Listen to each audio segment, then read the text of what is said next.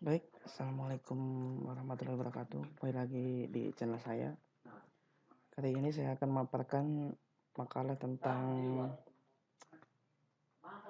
etika dalam sebagai software engineer yang disusun oleh Mbak Mira, Mbak Uus, sama satu lagi siapa.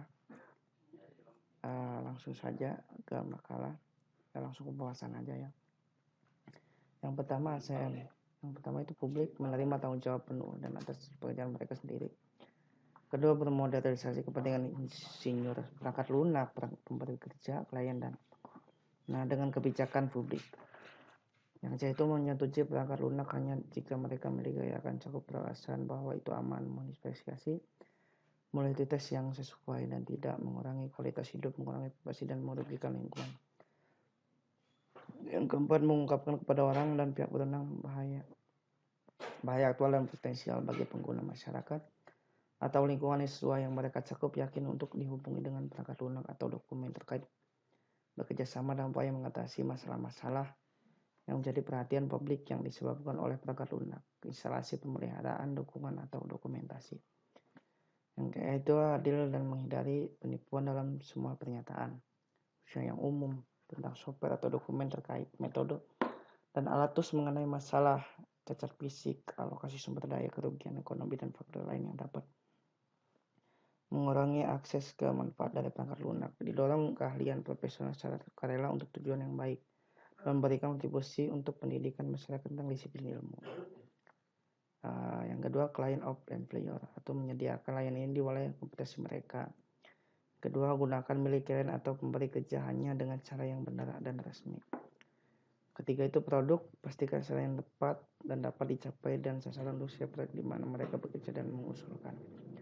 Kedua, pastikan bahwa mereka memiliki syarat untuk setiap proyek di mana mereka bekerja atau mengusulkan untuk bekerja dengan kombinasi pendidikan, pelatihan, dan pengalaman.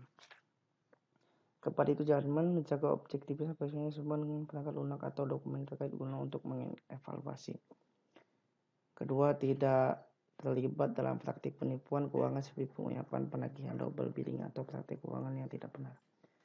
Yang kelima, manajemen, memastikan manajemen yang baik untuk setiap proyek di mana mereka bekerja, termasuk persediaan efektif untuk promosi kualitas dan pengurangan risiko. Yang kedua itu pastikan bahwa insinyur perangkat lunak mengetahui kebijakan karyawan dan prosedur yang untuk melindungi password, files, dan informasi yang bersifat rahasia kepada pemberi kerja atau kepada lainnya.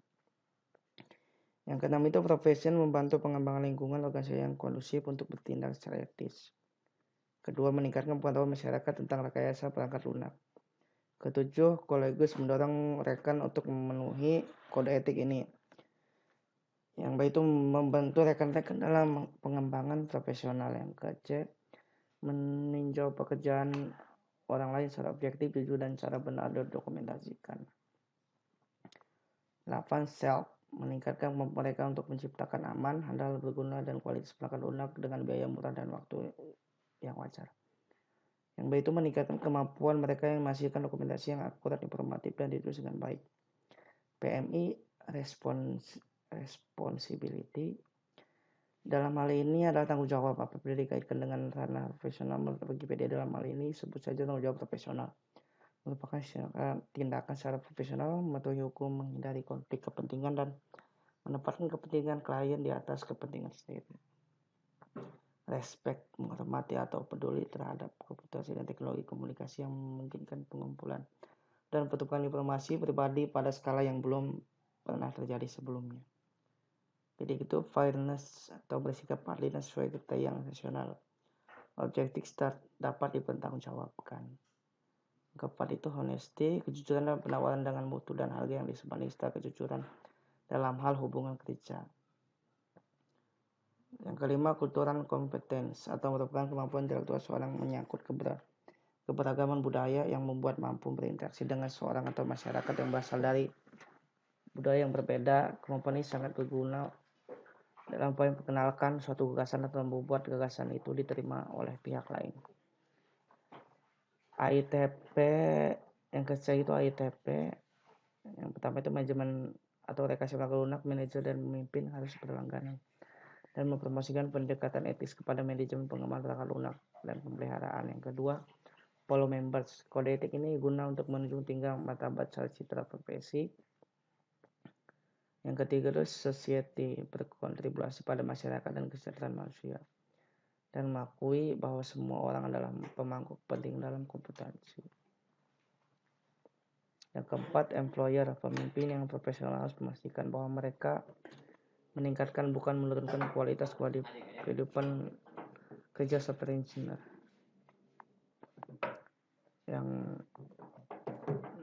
udah selesai. Berarti cukup sekian pemaparan makalah tentang etika sebagai software engineer. Kurang lebihnya mohon maaf.